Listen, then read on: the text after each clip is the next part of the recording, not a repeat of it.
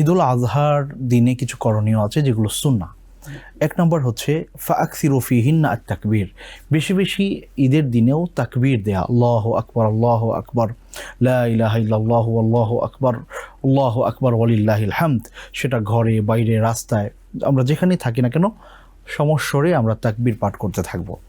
রাসূল করিম সাল্লাল্লাহু আলাইহি ওয়াসাল্লাম আরেকটা হাদিসে বলেছেন যে ইন্না আউওয়ালা মা নাবদা ফি হাযাল ইয়াউম আন নুসাল্লি, কোরবানির দিনে সর্বপ্রথম আমাদের কাজ হচ্ছে সলা আদায় করা, সলা শেষ সুম্মা নানহার, এরপরে আমাদের কাজ হচ্ছে কোরবানি আদায় করা। সুতরাং সলাতের পরেই দায়িত্ব এবং কর্তব্য হচ্ছে কোরবানি সম্পন্ন করা। কোরবানি সম্পন্ন করার পরে আরেকটা কাজ আছে। আল্লাহ রাসূল সাল্লাল্লাহু আলাইহি ওয়াসাল্লাম সম্পর্কে বুরাইদা রাদিয়াল্লাহু তাআলা আনহু সম্ভবত তিনি বলছেন যে ওয়াকানা নবী সাল্লাল্লাহু আলাইহি ওয়াসাল্লাম লা ইয়াখরুজু ইয়াউমাল ফিতরি হাত্তা ইয়াতাম। আল্লাহ রাসূল সাল্লাল্লাহু আলাইহি ওয়াসাল্লাম ঈদুল ফিতরে তিনি কোনো কিছু না খেয়ে ঘর থেকে বের হতেন না ঈদের সলাতের জন্য, এটা ঈদুল ফিতরে।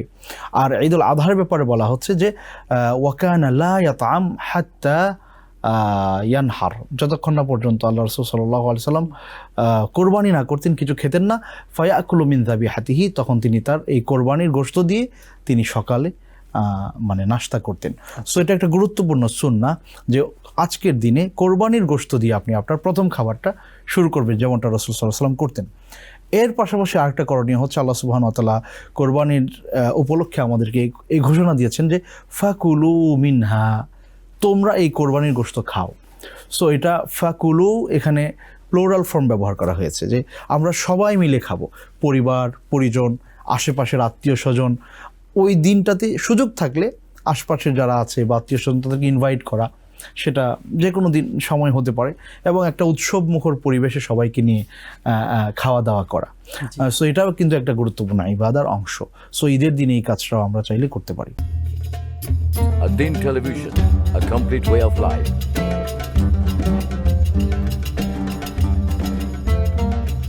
প্রিয় দর্শক, ধন্যবাদ ad-Din-এর সাথে থাকার জন্য।